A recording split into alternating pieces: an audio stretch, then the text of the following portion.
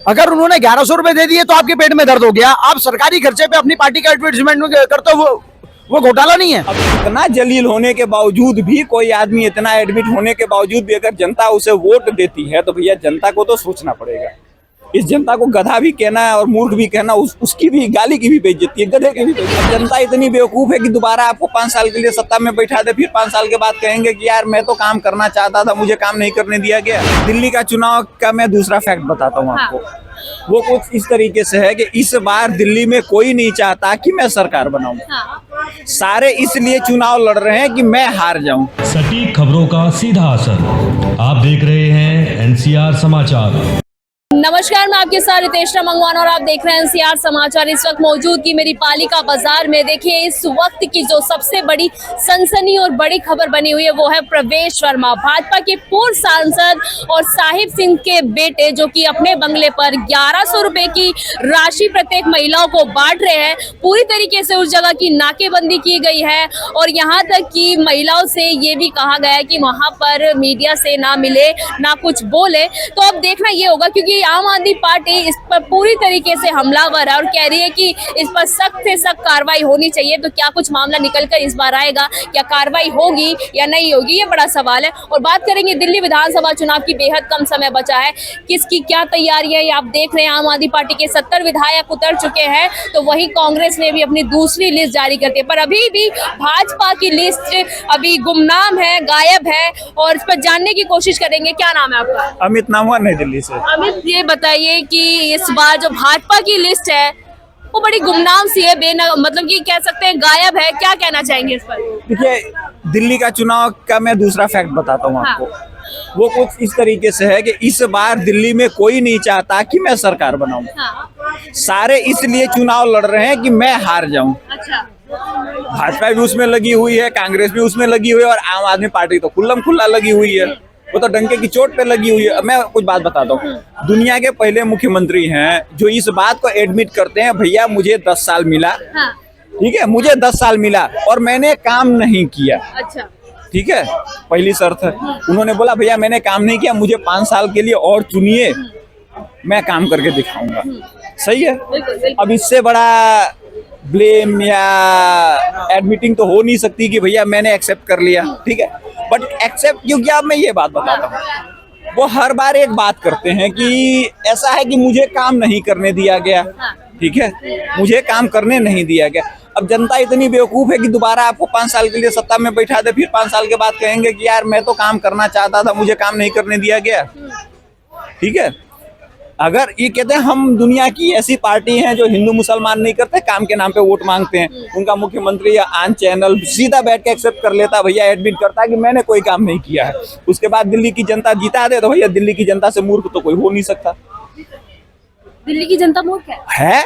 मैं एडमिट कर रहा हूँ, मैंने 10 साल में काम नहीं किया, उसके बाद आप मुझे सत्ता दे रहे हैं। भारत की राजधानी दिल्ली की बात कर रहे हैं। 100% मैं ये बात बोल रहा हूँ, जो मुख्यमंत्री खुद खुले चैनल पे एडमिट कर रहा है कि मैंने 10 साल में कोई काम नहीं किया, आप मुझे दोबारा 5 साल दीजिए, उसको दिल्ली की जनता दोबारा चुनती है, तो उससे बड़ी मूर्ख तो कहीं की पब्लिक हो ही नहीं सकती। फिर किसको चुने ये बताइए, किसको चुने? बात खत्म नहीं हुई। और ऊपर से ये कहते हैं कि मुझे काम नहीं करने दिया गया। अरे भैया, तुमको काम नहीं करने दिया है तो अगले 5 साल में तुम कैसे काम कर लोगे? इसकी भी तो मुझे गारंटी चाहिए कि भैया कि अगले साल तुमको काम करने के लिए मौका मिलेगा।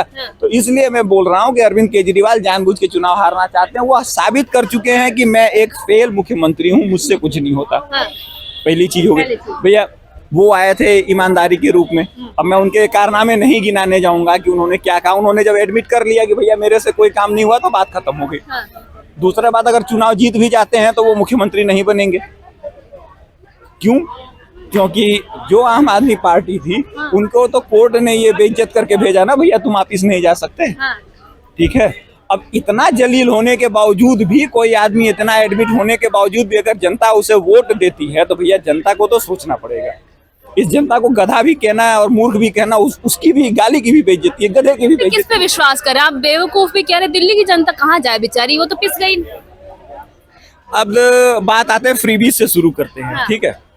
भाजपा ने बोला हम 3100 देंगे, अरविंद केजरीवाल 2100 देंगे, 2500, हाँ 2500 जो भी है।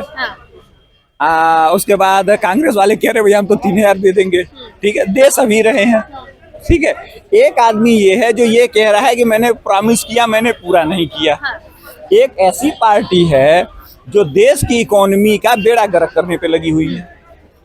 आप सोचिए कि जिस कंट्री का अपनी जीडीपी का कुल इनकम का 24% से ज्यादा ब्याज में जाता हो, कितना 24%, 34 से एस्टिमेटेड है, जहां तक मेरा आंकड़ा है 38% फ्री फूड में जा रहा है, 62% तो यहीं चला गया आपका। ठीक है, सरकारी पेंशन स्कीम में जो जाता है वो करीब आपका जाता है 19%।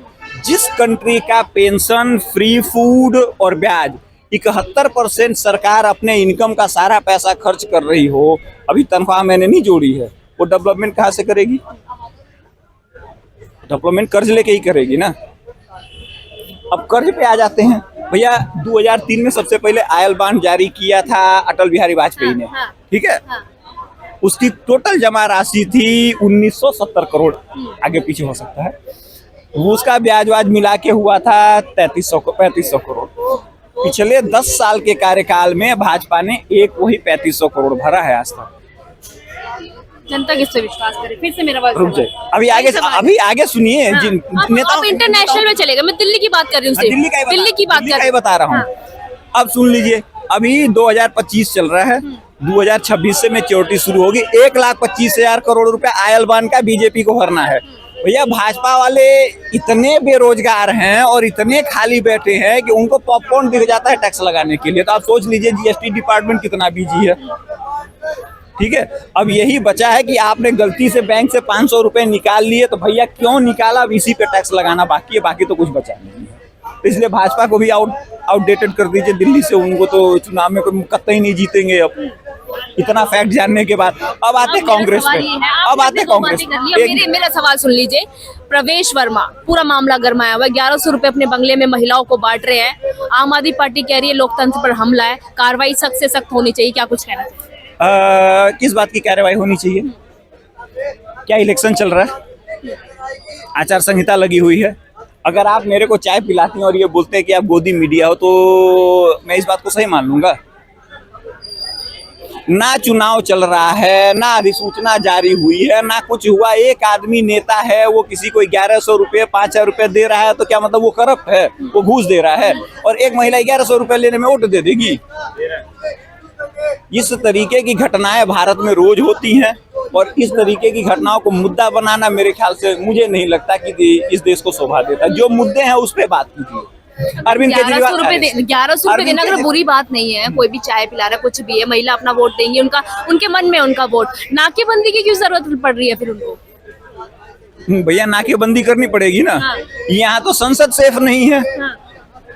यहाँ तो संसद में लोगों को धक्का लग जा रहा है, वहां भी लोगों के पास थोड़ी सी भी, अब नेताओं के पास मानवता नहीं है, ह्यूमैनिटी तो नेताओं के पास नहीं है, जबकि उनको तो अपना चेहरा चमकाने के लिए ऐसे मौके चाहिए होते हैं। इनका टांग टूट जाए, इनको हॉस्पिटल भर्ती करा दूं, मैं नेता हूं, मैं तो यही करूंगा।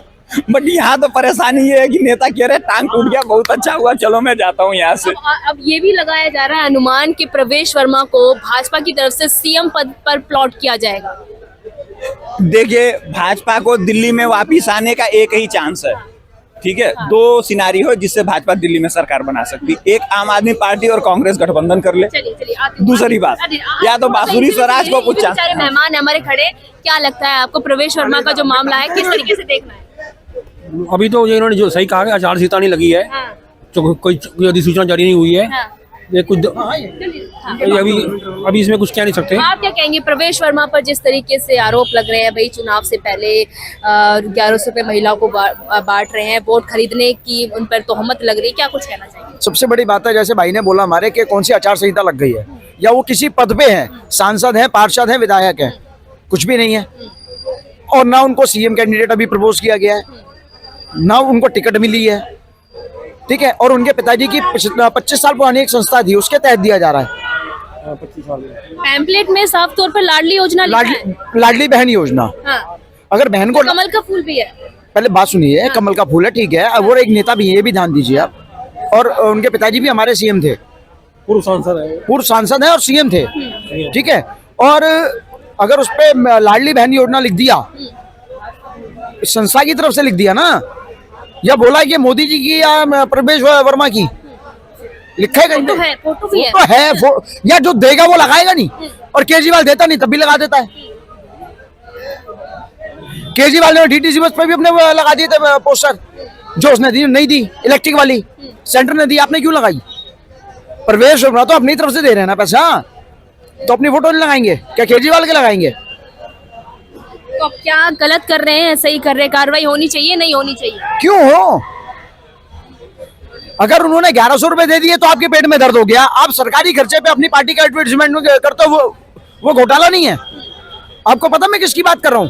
आम आदमी पार्टी, दिल्ली सरकार, आपकी सरकार, और आपकी सरकार को इतना स्टाइल में लिखते हो आप क्या है? आम आदमी पार्टी, ये भी तो एक घोटाला है। अच्छा, आप लिख दो ना जनता की सरकार, अच्छा। क्यों लिखते हो आपकी सरकार? शॉर्ट फॉर्म में कहते हो आप। अब ये इलेक्शन बताइए, कमीशन को इस पे भी ऑब्जेक्शन उठाना चाहिए। दिल्ली में माहौल क्या है? माहौल बदलाव का है। कैसे? कैसे बदलाव कैसे होता है? एक को हटा के दूसरे को बैठाना, जैसे शीला को हटा के अब केजरीवाल को बैठाया था। लग रहा है कुछ ऐसा कि बिल्कुल बदलाव लग रहा होने है, वाला? बिल्कुल लग रहा है, क्यों नहीं लगेगा? और इन्होंने दिल्ली के लिए क्या किया है? वादे किए हैं, और वादे पूरे भी किए हैं। कैसे पूरे किए ये भी सुन लो। पानी दूंगा, साफ दूंगा, गंदा नहीं दूंगा, ये नहीं बोला था। साफ तो दिया नहीं, गंदा दिया। और कितने टाइम दूंगा ये भी नहीं पता। और आप कर रहे हैं? मैं चांदनी चौक, कैसा पानी है? पानी एक बार जाके देख लीजिए आप, एक बार वहां का सर्वे कर लीजिए। बिल्कुल किया मैंने। किया ना? हाँ। कैसा लगा आपको? नहीं, जनता ने क्या पानी बोला? नहीं, पानी तो जनता ने क्या बोला? कह रहे पाइपलाइन नहीं है वहाँ पे, पानी तो ठीक आता है।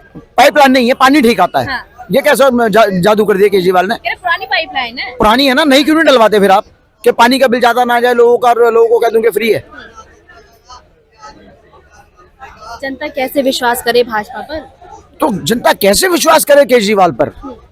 दिल्ली का क्लियर, दिल्ली की बसें आपने फ्री कर दी महिलाओं के लिए, वो पहले पिंक पास बाद में लेंगी, पहले सीट पकड़ेंगी और 10 बंदों को परेशान करेंगी। बहन बेटी मेरे घर में भी है, माँ बेटी मेरे घर में भी है। तो पहली बात तो फ्री किसके लिए? कंडक्टर को इतना नहीं पता कि लेडीज सीट फ्री कहाँ से कहाँ तक होती है। चलिए थोड़ा सा खत्म करते हैं। अब ये बताइए कि मुख्यमंत्री दिल्ली का कौन? मुख्यमंत्री दिल्ली का भाजपा का। चलिए बहुत बहुत शुक्रिया बातचीत करने के लिए। देखिए इस वक्त दिल्ली विधानसभा चुनाव में माहौल पूरी तरीके से गरमाया हुआ है। क्या होने वाला है, क्या नहीं होने वाला है, ये 2025 में पता चलेगा। इस बार जनता का रुझान किस तरफ है, जनता किसे पसंद करेगी। फ्री की रेवड़ियां देखिए तमाम पार्टियां बांट रही है, पर फ्री की रेवड़ियों पर इस बार जनता किस जो सरकार की है वो किस तरफ जाएगी, देखना बाकी रहेगा। मैं आपके साथ रितेश मंगवाना और आप देख रहे हैं NCR समाचार।